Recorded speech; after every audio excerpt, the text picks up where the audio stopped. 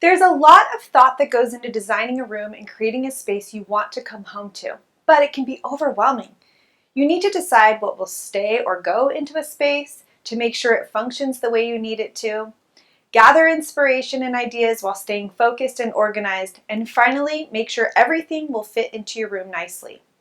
Over the years, I've found that staying focused when designing a room and taking it one space at a time is the key to quickly getting the look and feel you want in your home. There are a lot of room design tools out there. Some are good and easy to use, some are terrible, and some of them will eat up your time and make you feel overwhelmed if you let them. But you don't have to let them, because today I'm going to share 4 room design tools that will help you design and plan your space like a pro. If we haven't met yet, I'm Corey of HeyThereHome.com, and I'm all about simplifying the decorating process. If taking the overwhelm out of decorating is something you need, be sure to hit subscribe down below because I've got more videos headed your way.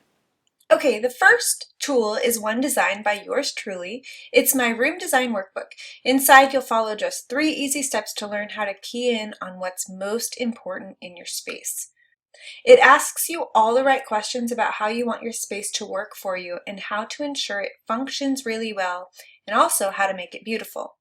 And it includes a worksheet that walks you through the exact process I use when planning out or refreshing a space. And this worksheet will help you key in on what needs to stay in a space and what needs to go. A lot of times an area feels chaotic because it has too many conflicting functions. This will solve that problem. Whether you're starting from scratch, refreshing your decor, or are in need of eliminating a bit of clutter and chaos, it's important to think clearly about your space and what you need it to do for you. I'll put the link in the description below so you can grab your free workbook, or you can go to heytherehome.com/design workbook. Alrighty, at the beginning of this video, I mentioned that some tools out there can be a real time suck and leave you feeling more overwhelmed.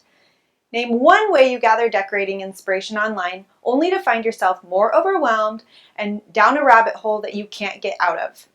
I'm sure you can guess that I'm talking about Pinterest.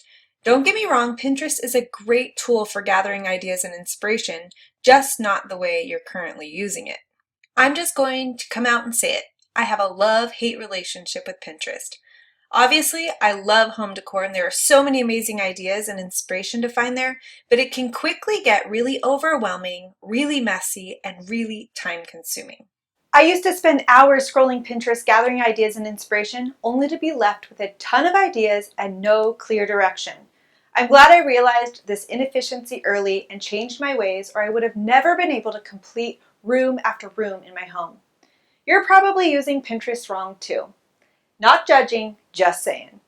In my course, Style Your Way Home, there's an entire module focused on how to gather inspiration quickly and efficiently without falling down the Pinterest rabbit hole. My student Lois was definitely struggling with Pinterest like I was. She says, before doing Style Your Way Home, my decor style could be described as the last thing I looked at on Pinterest. I was constantly changing my mind every time I saw something else I liked on Pinterest and shifting to another interior design direction. What a waste of time, money, and effort.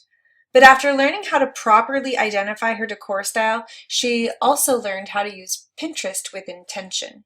And here are a few tips you can steal. Now, when she goes onto Pinterest to gather inspiration, she uses a search bar and types in very specific items, styles, or colors that fit her decor style. This doesn't allow a million ideas to end up on her board, only ones she knows she can take action on. She also sets a timer. Searching for inspiration should not be endless. You have to leave time to take action. So going in knowing what she's looking for and setting a timer puts a limit on the overwhelming number of pins you'd get otherwise. It's also important to edit your boards often. Once she's done with her initial gathering stage and has representations of the various design elements and inspiration images on her board, she goes through and quickly deletes pins so that she's left with only the best of the best pins. This board now acts as a true visual representation of how she wants her space to feel. And Pinterest is also a great place to pin specific items that you intend to purchase because you can see how they look together all in one spot, and save the link for easy purchases once you make your final decision. Once you've gathered inspiration and ideas, you want to make a visual representation of your space. It's best to create a one-page printable mood board that you can take with you shopping to make decisions really easy. For this, I use a tool called Canva. Canva is an online graphic software that you can do a lot with for free. Okay, to create your printable mood board, first you're going to go to canva.com and you'll want to create, you can just create a free account. The paid account does have some perks, but which I use a lot for graphics, but I don't think you need it for this. Okay, so once you're there, you're going to click Create a Design and go with Flyer. So it's that just makes it an 8.5 by 11 sheet. And there will be a lot of templates that pop up, but don't worry about that. You don't need them. You're going to keep yours plain. Now, here comes the job. If you've saved a lot of things from Pinterest that you want to put on this board, you're going to go back to Pinterest and click on the pin, and then as soon as it pops up before you would click over to the website, just go ahead and right click or do whatever you need to do to save that image.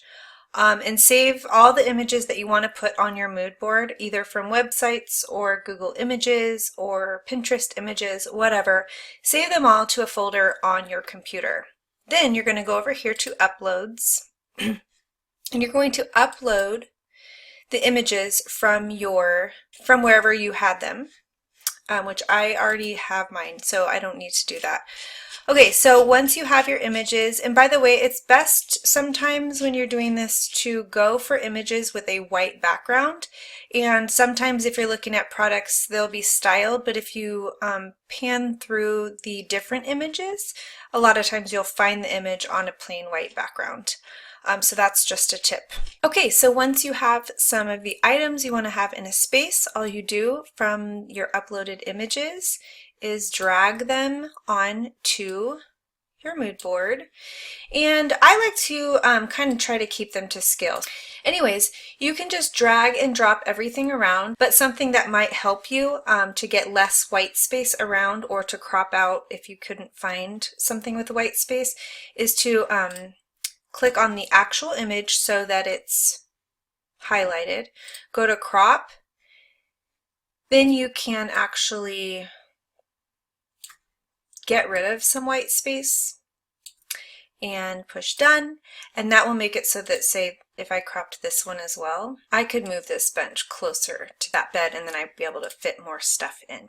Okay, and once you have your layout the way you would like it, you're going to come over here to download and you're going to select PDF for print, or you can do PDF standard, but PDF print is a larger file size. However, it does print out a lot nicer. And if you're going to print it out, I would suggest doing this, and then you download it and save it to your computer and you can print it out. Now, the other cool thing about this is if you come back and you want to make changes to this mood board, you just log into Canva and all of your designs you've ever made will be in your designs folder. I especially love this because you can take it with you when you're out making decorating decisions and hold it up to your potential choices to see if an item will work in a space or not. All right, and finally, you'll need to make sure that the furniture and items you have in a space fit nicely and create a nice flow. There are a ton of very complicated space planning tools and apps out there. So much so that until I discovered this tool, I was still just using a pencil and graph paper. But Homestyler makes creating a space plan really easy, and I love that you can print out your space plan so you have all your measurements handy. Okay, to create your space plan, you're going to go to homestyler.com and you're going to set up a free account. Again, this is a free software, and not only is it free, it's really easy to use. And you'll click Start Designing, and it'll bring you here. You'll create a new design, and what you're going to do first is just hover over the toolbar at the top. You'll see there's create a room and things like that. You'll want to play around with this quite a bit, but it's really easy to use. So first we're going to draw a room. You click once and then you'll drag it out to about the dimensions of your room. And then when you click again, it places it. Okay, so once you get a room that's kind of the way you want it to be, you can go up to any wall and just click it, and when you pull it down and up, you'll see you can change the dimensions, and as long as this is highlighted in here, you could actually use your keyboard to actually type in what you want it to be. And anytime you're kind of done doing something, you'll push